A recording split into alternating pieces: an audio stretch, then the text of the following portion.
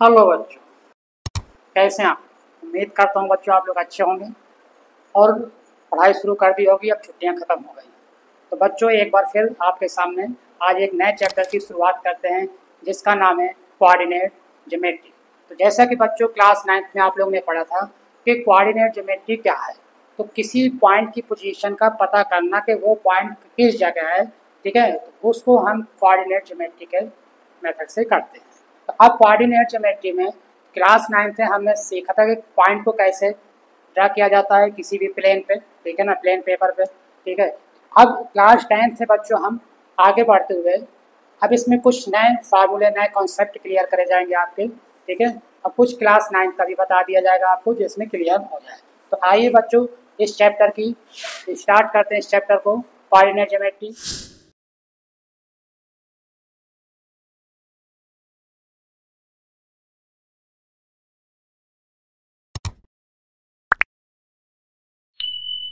तो सबसे पहले बच्चों जैसा कि आपने क्लास 9th में पढ़ा है, क्लास 9th में क्या पढ़ा है बच्चों कि मान लीजिए कोई आपके पास प्लेन है, ठीक है, कोई प्लेन है, मालूम है बच्चों ये एक्स एक्सेस होता है पॉजिटिव, ये एक्स एक्सेस होता है नेगेटिव, ये वाई एक्सेस होता है प्लस का, ये वाई एक्सेस होता है नेगेटिव का। ये क्लास 9th में आपको बताया गया था।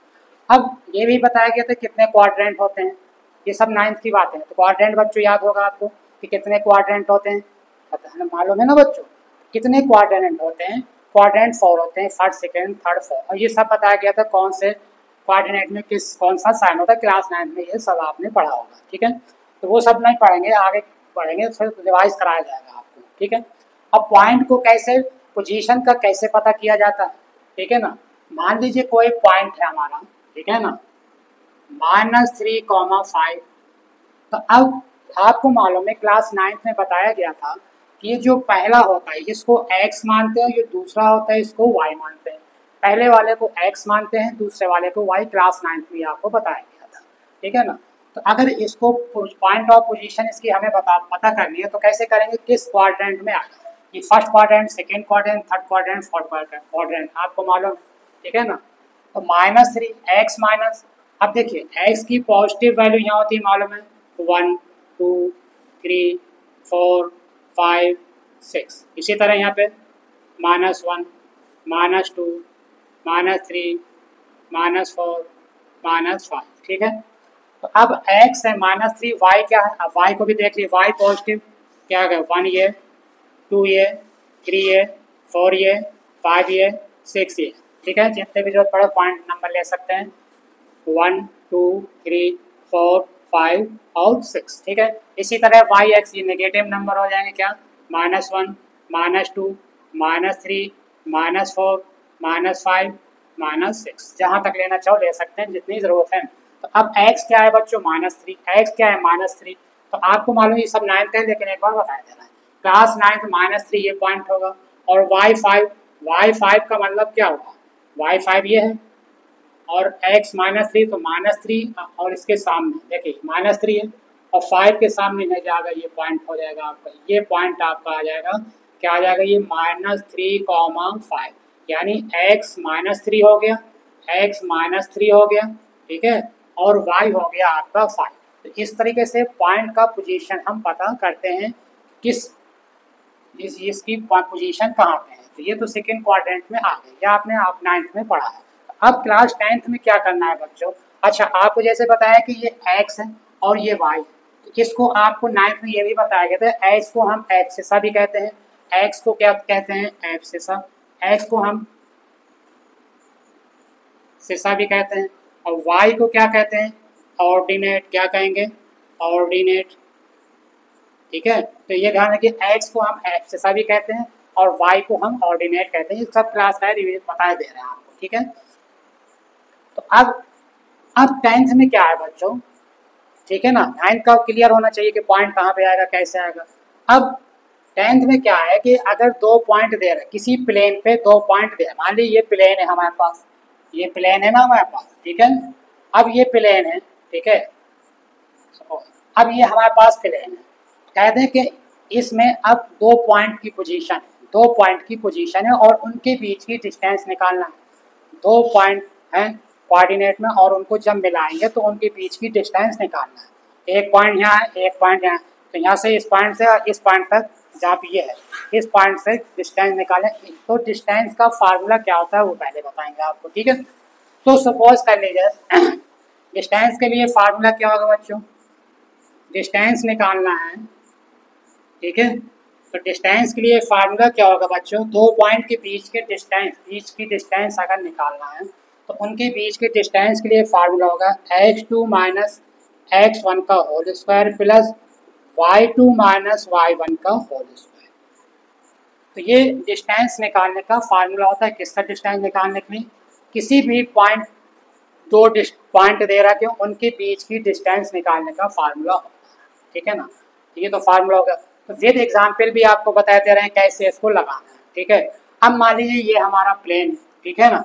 तो अगर ये प्लेन है तो एक पॉइंट मान लीजिए है -5 और -3, एक है -5 -3 और दूसरा है 6,4।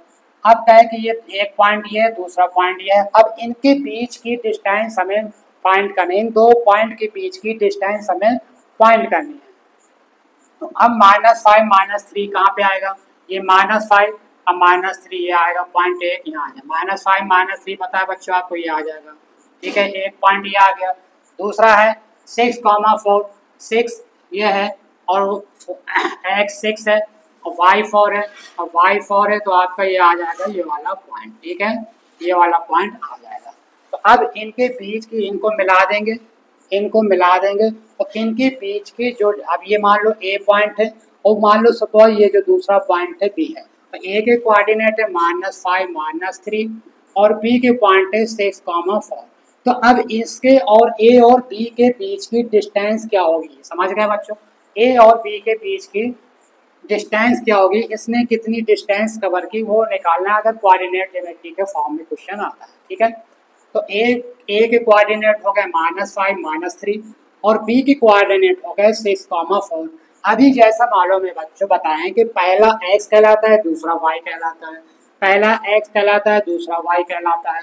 तो क्या करेंगे, अब दो कोऑर्डिनेट है तो इसको लेंगे x1 y1 ले लेंगे और इसको लेंगे x2 y2 ले लेंगे। पहला xy यानी x2 हो गया, ये y2 सेकेंड वाला है ना। अब फर्स्ट वाले में x है तो x1 y1, ये y होता है y1 हो जाएगा। तो अब इनके बीच की डिस्टेंस निकालना है बच्चों। तो अब जब इनके बीच की डिस्टेंस निकालना है तो इसमें रख दीजिए।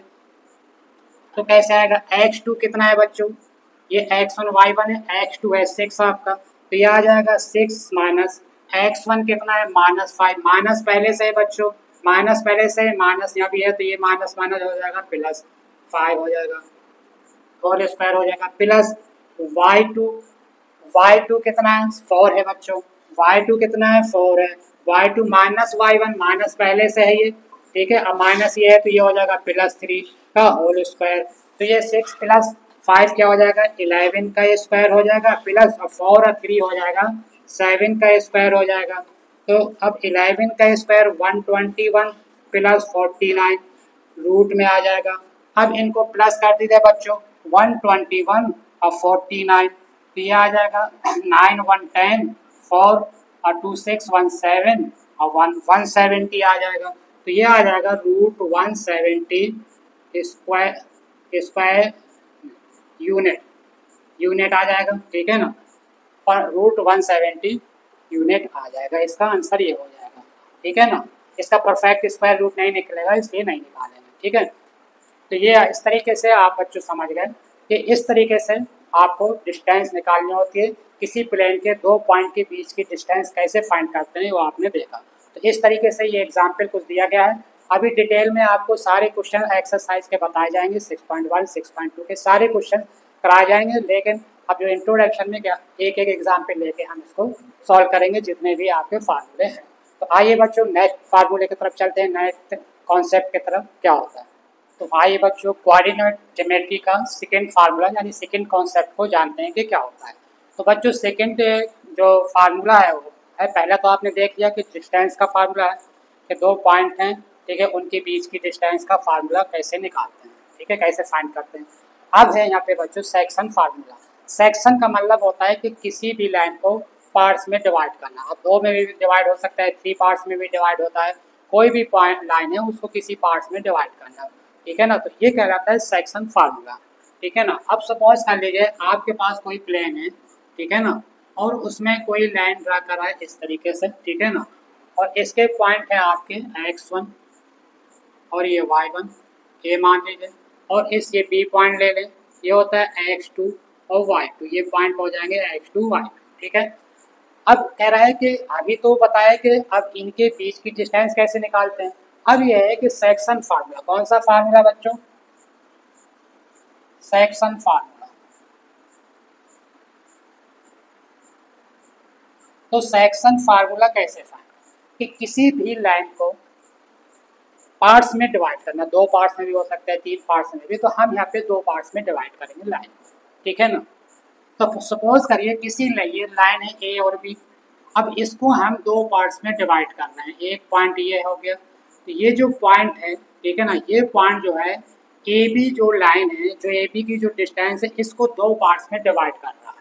अब मान लीजिए जब ये डिवाइड कर रहा है तो इसको अगर हम मान लें पी पॉइंट, मान लें कि पी पॉइंट में ये डिवाइड कर रहा है, इस पी पॉइंट ले लिया, तो क्या होगा, अब जब ये ए बी को 2 पार्ट्स में डिवाइड हो गए, एक हो गया ए बी, दूसरा हो गया पी बी, तो किसी न किसी रेशियो में ये डिवाइड होगा, किसी न किसी रेशियो में ये डिवाइड होगा। तो इसको ले लेंगे हम m1, इस वाले को ले लेंगे m1 यहाँ से यहाँ तक, और इस वाले पार्ट्स को ले लेंगे m2, यानी m1 और m2 के रेशियो में ये डिवाइड हो गया, ठीक है। और इसके पॉइंट को ले लिया आपने, ये जो पॉइंट है जिस पॉइंट पे रेशियो को डिवाइड किया जा रहा है, ये है xy, ठीक है ना। तो इसके लिए फार्मूला क्या होता है बच्चों, x equal to m1x2 plus m2x1 upon m1 plus m2, और इसी तरह y equal to m1y2 plus m2y1 upon m1 plus m2, ठीक है ना। p के कोऑर्डिनेट जो भी निकालेंगे तो इस तरीके से रखते हैं, p के जो भी वैल्यू आएगी, ठीक है ना, x y के फॉर्म में, या x u y, ठीक है ना। तो ये होता है सेक्शन फार्मूला, ठीक है ना। तो बच्चों जैसे आपने देखा कि सेक्शन फार्मूला क्या होता है, सेक्शन फार्मूला देखा आपने, ठीक है, किसी लाइन को पार्ट्स में डिवाइड कर देना, किसी लाइन को पार्ट्स में डिवाइड कर देना। तो यहाँ पे हमें लाइन को 2 पार्ट्स में डिवाइड किया था, तो उसके लिए फार्मूला आपको बताया था कि सेक्शन फार्मूला क्या होता है, ठीक है। अब एक एग्जाम्पल इसका बच्चों सॉल्व करते हैं, ठीक है, फिर आगे बढ़ते हैं नए फार्मूले की तरफ। तो क्या है बच्चों, एग्जाम्पल देखिए, कह रहा है कि find the coordinate of the point, हमें वो पॉइंट करना है, फाइंड करना है, which divide the line segment joining the point 4, -3 and eight 5। कोई लाइन है बच्चों, ठीक है ना, और जिसके पॉइंट हैं एक के हैं 4, -3 और, ठीक है, और दूसरे पॉइंट है 8, 5।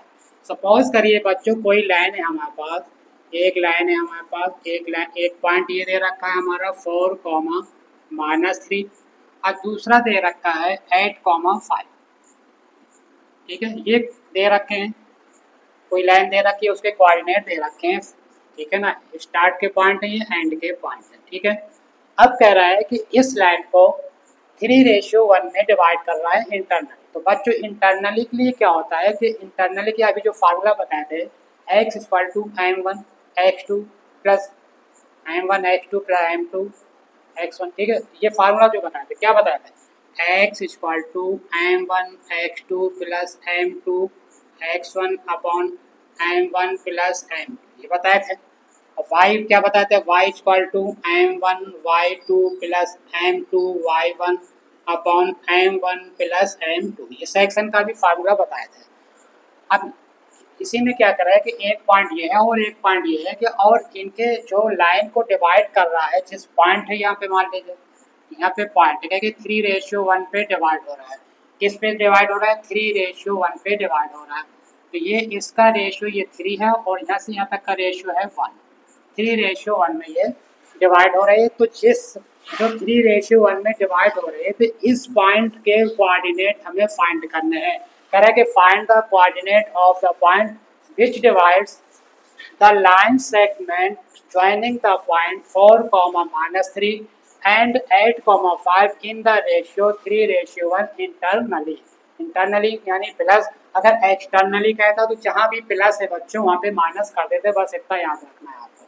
अगर इंटरनली है तो प्लस रखेंगे और एक्सटर्नली है तो माइनस रखेंगे, समझ गए। तो यहाँ पे इंटरनली कह रहा है, ना भी कहेंगे कुछ इंटरनली या एक्सटर्नली तब भी इंटरनली ही रख के निकालेंगे। अब ये तो क्वेश्चन समझ में आ गया। ये पॉइंट दो दे रखे हैं, ये पॉइंट जो है 3:1 में डिवाइड हो रहे हैं। तो इस पॉइंट के कोऑर्डिनेट कह रहे हैं फाइंड द कोऑर्डिनेट। इस पॉइंट के कोऑर्डिनेट निकालने वाले ये पी है और इसके कोऑर्डिनेट x, y है। तो x, y इस फार्मूले से आएगा। तो x इक्वल टू क्या आ जाएगा m1 कितना है बच्चों, ये m1 हो जाएगा और ये m2 हो जाएगा, ये m2 हो जाएगा, समझ गए बच्चों। m1 3 m2 1, ये x1 y1 हो जाएगा, पहला पॉइंट बताया था x1 y1, और ये हो जाएगा x2 y2। अब आपके पास फार्मूला इसमें रख देंगे। तो m1 की जगह आ जाएगा 3 इंटू x2 की जगह, x2 आपका है 8, x2 की जगह आ जाएगा 8 प्लस m2 की जगह आ जाएगा 1 इंटू x1 की जगह, x1 कितना है, x1 है आपका 4, तो 4 आ जाएगा upon m1 plus m2, m1 की जगह क्या आ जाएगा बच्चों, m1 की जगह आ जाएगा आपका 3 और प्लस m2 की जगह आ जाएगा 1। तो ये आ जाएगा 3 8 जा 24 प्लस 4 1 जा 4 अपॉन 4 आ जाएगा। तो ये आ जाएगा आपका 28 अपॉन 4 आ जाएगा, 4 7 जा 28। तो x की वैल्यू आ गई 7। इसी तरह बच्चों y निकाल लेंगे। तो y इक्वल टू क्या होता है, m1 y2 plus m2 y1 upon m1 plus m2। तो m1 कितना है बच्चों 3 और y2 कितना है x, y2 है आपका 5, तो आ जाएगा 5 प्लस m2 कितना है, m2 है 1 और y1 कितना है, y1 है आपका -3 अपॉन m1 प्लस m2 यानी 3 प्लस 1। तो 3 5 या 15 और -3 -1 का -3 1 का मल्टीप्लाई करेंगे तो -3 और माइनस प्लस हो जाएगा माइनस, तो -3 हो जाएगा अपॉन 4। तो ये आ जाएगा आपका कितना बच्चों, 15 में 3 जाएगा 12 अपॉन 4, 4 3 जा 12, तो ये आ गया आपका 3। तो कोऑर्डिनेट क्या होंगे, कोऑर्डिनेट है x और y, तो p के जो कोऑर्डिनेट हो जाएंगे बच्चों वो आ जाएगा 7,3। तो इस तरीके से बच्चों ये सेक्शन फार्मूले का यूज हम करते हैं। अभी एक एग्जांपल दे रहा है, फिर डिटेल से एक्सरसाइज के क्वेश्चन भी आपको लगवाए जाएंगे। तो आइए बच्चों आगे सीखते हैं मिड पॉइंट फार्मूला। अभी बच्चों दो फार्मूले सीखे आपने, एक सीखा है आपने डिस्टेंस निकालने का फार्मूला, दूसरा सेक्शन फार्मूला बताया था कि किसी लाइन को दो रेशियो में डिवाइड, किसी लाइन को दो पार्ट्स में डिवाइड करते हैं जब, तो वो किसी न किसी रेशियो में डिवाइड होते हैं। तो mid point formula section formula का ही एक पार्ट है बच्चों, ठीक है, कह सकते हैं। तो कैसे है कि अब उसमें अलग अलग रेशियो में डिवाइड कर देते हैं। मिड पॉइंट फार्मूला क्या है कि मिड का मतलब बीच में, जब बीच में है तो क्या होगा, जो पॉइंट होगा वो सेम रेशियो में होगा। ये ए बी लाइन है, अगर बीच में है इसका मतलब क्या होगा, जितना रेशियो ये होगा, मान लीजिए ये रेशियो 1 है तो ये भी रेशियो 1 होगा, समझ गए कि नहीं, रेशियो यानी इक्वल होंगे। और सेक्शन फार्मूला क्या था बच्चों, x equal to m1 x2 plus m2 x1 upon m1 plus m2, और y इक्वल टू क्या था, m1 y2 plus m2 y1 upon m1 plus m2। अब देखिए इसमें बच्चों अगर हम रखते हैं रेशियो इक्वल है, 1 1 है, m1 भी 1 है m2 भी 1 है, तो क्या आएगा x इक्वल टू m1 की जगह आ जाएगा 1 इंटू x2 प्लस m2 की जगह भी 1 into x1 upon m1 plus m2। 1 plus 1 क्या हो जाएगा, m1 की जगह क्या आ जाएगा 1, तो 1 प्लस 1 तो क्या आ जाएगा, x2 का 1 में मल्टीप्लाई कर देंगे तो x2 प्लस x1 अपॉन क्या हो जाएगा 2। इसी को लिख सकते हैं x1 प्लस x2 बाई 2, तो ये आ गया आपका x, ठीक है ना। इसी तरह y इक्वल टू होता है m1 y2 plus m2 y1 upon m1 plus m2। अब यहाँ पे क्योंकि m1 और m2 के रेशियो इक्वल होते हैं मिड पॉइंट में, तो m1 की जगह भी 1 दिया है, 1 इंटू y2 प्लस m2 की जगह 1 into y1 upon 1 plus 1, m1 भी 1, m2 भी 1, 1 प्लस 1, ये आ जाएगा y2 प्लस y1 अपॉन 2। इसी को लिख सकते हैं y1 प्लस y2 बाई 2, यानी ये आ गया x y। अगर लिखेंगे तो इसके क्या आ जाएंगे, x1 प्लस x2 बाई 2 और y1 प्लस y2 बाई 2। तो ये बच्चों आपका होता है मिड पॉइंट का फार्मूला, ठीक है, x1 प्लस x2 बाई 2 और y1 प्लस y2 बाई 2। आपको इतना याद रखना है मिड पॉइंट का। ये समझाने के लिए आपको समझाया गया कि जो मिड पॉइंट का फार्मूला है वो सेक्शन फार्मूले से ही निकल के आता है, ठीक है। अगर इसका एग्जाम्पल लेना चाहें तो एग्जाम्पल ले लीजिए। सपोज कर लीजिए हमारे पास एक ये 1,4 है, ठीक है, ये 3,-2 है। तो अब इनके मिड पॉइंट फार निकालने हैं तो कैसे निकालेंगे, जब x निकालेंगे तो क्या हो जाएगा बच्चों, x1 प्लस x2 बाई 2, तो कितना आ जाएगा, x1 की जगह 1 प्लस 3 अपॉन 2, यानी 3 प्लस 1 4 बाई 2, यानी आ जाएगा 2। और y क्या हो जाएगा 4, और प्लस है, प्लस की जगह माइनस है तो -2 हो जाएगा अपॉन 2, 2 अपॉन 2 यानी 1। तो मिड पॉइंट के फार्मूले क्या हो जाएंगे, यानी p ले लेते हैं, p आ जाएगा 2,1। इस तरीके से मिड पॉइंट का निकालते हैं। डायरेक्ट फार्मूला लगा देना आपको x1 प्लस x2 बाई 2 और y के लिए y1 प्लस y2 बाई 2, ठीक है ना। तो आइए बच्चों एक और फार्मूला बचा है इसका, एरिया ऑफ ट्रायंगल। आइए एरिया ऑफ ट्रायंगल के बारे में अब जानते हैं। तो आइए बच्चों आगे जानते हैं एरिया ऑफ ट्रायंगल कोऑर्डिनेट में कैसे फाइंड करते हैं। एरिया ऑफ ट्रायंगल, अभी तो बच्चों एरिया ऑफ ट्रायंगल आपने कई फार्मूले पढ़े हैं, ठीक है ना, लेकिन कोऑर्डिनेट में एरिया ऑफ ट्रायंगल कैसे फाइंड करते हैं अगर आपको एरिया निकालना है। तो बच्चों जैसा कि आप जानते हैं कि कोऑर्डिनेट में 3 पॉइंट्स होते हैं, ठीक है ना, ए बी सी कुछ भी ले सकते हैं, ठीक है।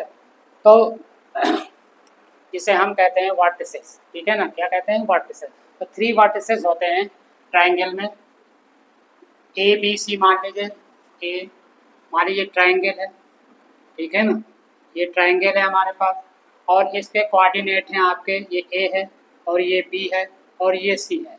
ये है x1 y1 ले लेंगे, b को x2 y2 ले लेंगे, x3 y3 ले लेंगे। अगर कोऑर्डिनेट दे रखा और उनके ट्रायंगल का एरिया फाइंड करना है तो कैसे करेंगे बच्चों, फार्मूला होता है आपका area of triangle 1/2 x1 y2 minus y3 plus x2 y3 minus y1 plus x3 y1 minus y2।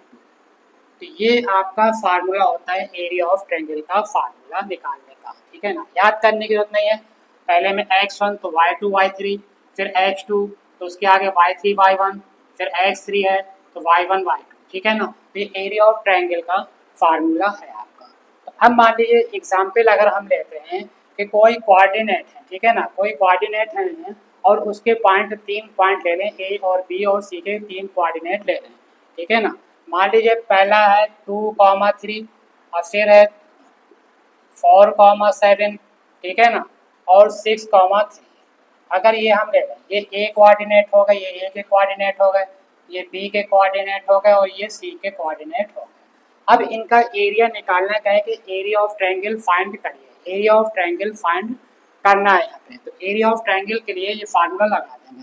तो जब एरिया ऑफ ट्रायंगल निकालेंगे बच्चों तो क्या होगा 1/2 x1 ये बच्चों x1 y1, ये x2 y2, ये x3 y3, ये ले लिया।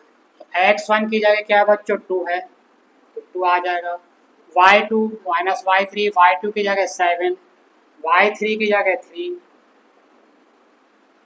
प्लस x2 की जगह 4, y3 की जगह आपका 3 माइनस y1 की जगह 3, y3 भी 3, y1 भी 3, -3 हो जाएगा प्लस x3 कितना है बच्चों 6, x3 y1 है 3, y1 है 3 माइनस y1 माइनस y2 कितना है y2, x1 y1 x2 y2 यानी 7 आ जाएगा। 1/2, 2 इंटू कितना हो जाएगा, 7 में 3 जाएगा 4 आ जाएगा, प्लस 3 में 3 जाएगा 0, 0 का मल्टीप्लाई 4 में होगा तो वो 0 हो जाएगा, प्लस 6 इंटू 3 में 7 जाएगा तो क्या आ जाएगा, -4, 2 4 जो 8 हो जाएगा ये, माइनस प्लस माइनस हो जाएगा, 6 4 जा 24, कितना आ जाएगा 1/2 आ जाएगा, माइनस का 12, माइनस का 16, माइनस का 16 आ जाएगा माइनस करने पर, तो डिवाइड करेंगे तो ये आ जाएगा आपका माइनस का 8। और ये आपको बच्चों ध्यान रखना है कि जो एरिया होता है तो कभी नेगेटिव नहीं होता, अगर आ भी रहा है तो उसको पॉजिटिव में ही लिखेंगे, एरिया कभी नेगेटिव नहीं होता, ये ध्यान रखना। जैसे कि लेंथ कभी नेगेटिव नहीं होती, कुछ ना कुछ उसकी डिस्टेंस होती है, पॉजिटिव भी मानी जाती है, इसी तरह एरिया भी कभी नेगेटिव नहीं होता, वो हमेशा पॉजिटिव होता है। तो ये माइनस भी आया है तो इसको लिखेंगे 8 स्क्वायर यूनिट, ठीक है ना। एरिया हमेशा किस में निकालते हैं, स्क्वायर यूनिट में निकाला जाता है, आपको मालूम है, ठीक है ना। तो इस तरीके से ये आपका एरिया ऑफ ट्रायंगल हो गया। एरिया ऑफ ट्रायंगल का कोऑर्डिनेट में कैसे फाइंड करते हैं, ये फार्मूला है, इसी तरह फाइंड करना है। इसमें एक और आपको याद रखना है बच्चों, अगर कोलिनियर कह देता है क्वेश्चन में, कोलिनियर कह देता है, ठीक है ना। अब जब कोलिनियर कह देगा तो उसका मतलब होता है बच्चों के एरिया ऑफ ट्रायंगल पहले से 0 है, ठीक है ना। क्या है, जब कहेगा कोलिनियर ट्रायंगल दे रखा है, कहेगा कोलिनियर है और वैल्यू फाइंड करिए, तो इस कंडीशन में जब कोलिनियर कहेगा ट्रायंगल को, तो यानी एरिया ऑफ ट्रायंगल क्या होगा, वो हमेशा 0 होगा। यानी 0 का मतलब है कि वो जो 3 पॉइंट्स होंगे वो हमेशा स्ट्रेट लाइन पे होंगे, इसलिए उसका एरिया क्या हो जाएगा, 0 होगा। ध्यान रखिए, जब भी कोलिनियर कहेगा तो एरिया ऑफ ट्रायंगल होगा आपका 0, ठीक है ना। इस तरीके से बच्चों ये चैप्टर का इंट्रोडक्शन विद एग्जाम्पल आपको बताया गया है, उम्मीद है कि समझ में आ जाएगा। तो अगले चैप्टर में बच्चों हम इस एक्सरसाइज को कराएंगे, ठीक है ना। जितनी भी एक्सरसाइज हैं इस चैप्टर में एनसीईआरटी में, तो वो आपको कराई जाएंगे। तो अगले वीडियो में फिर आपसे मुलाकात होगी। तो उम्मीद करता हूँ कि जिन्होंने अभी तक इस चैनल को सब्सक्राइब नहीं किया है तो सब्सक्राइब कर लें और ज्वाइन बटन को भी दबा दें। चलिए अगले वीडियो में आपसे फिर मिलते हैं।